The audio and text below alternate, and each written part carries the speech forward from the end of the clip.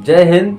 आज का यह वीडियो उन सभी छात्रों के लिए है जो 10वीं के बोर्ड को देने वाले हैं। तो आइए इस वीडियो में हम लोग सीखते हैं कि वास्तविक संख्या क्या है, इसकी परिभाषा और इसके जो भाग हैं उनकी भी परिभाषा।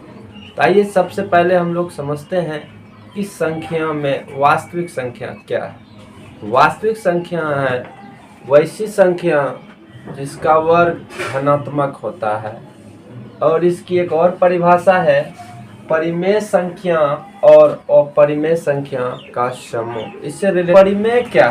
परिमेय मतलब वैसी संख्या जिसे p/q के रूप में लिखा जा सके, परिमेय संख्या कहलाता है।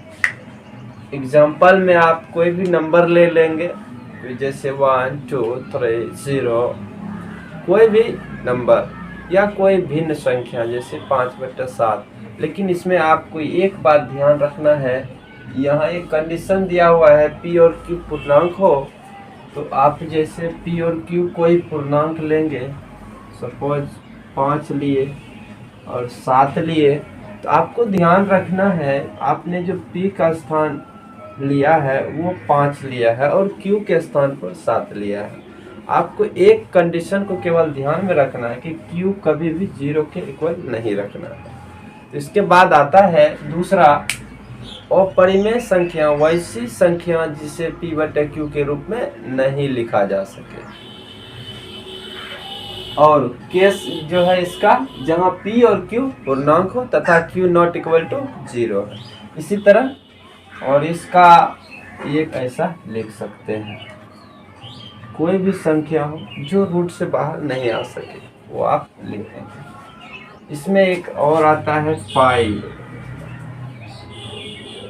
यह भी जो है अपरिमेय संख्या में ही काउंट होता है। तो पढ़ते हैं, अब हम आगे समझते हैं कि परिमेय और अपरिमेय तो हम लोग देख लिए, इसके परिभाषा को भी देखा।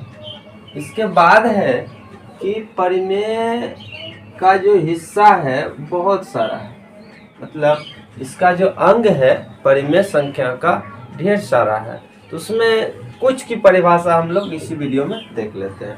जैसे पहला है प्राकृत संख्या। प्राकृत संख्या क्या है? गिनती की संख्या प्राकृत संख्या कहलाती है, जैसे 1 2 3 4 5। इसके बाद आता है पूर्ण संख्या। पूर्ण संख्या शून्य और प्राकृत संख्याओं का समूह होता है।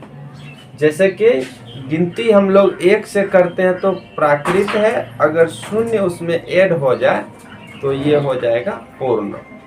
इसके बाद है पूर्णांक संख्या।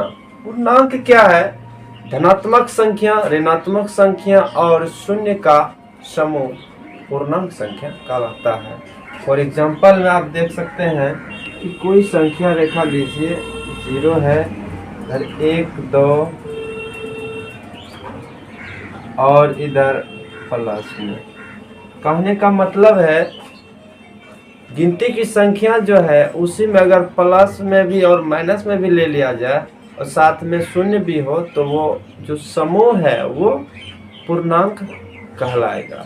इसके बाद आता है सम संख्या। सम संख्या जिस संख्या का इकाई अंक 0 2 4 6 या 8 हो, सम संख्या कहलाएगा।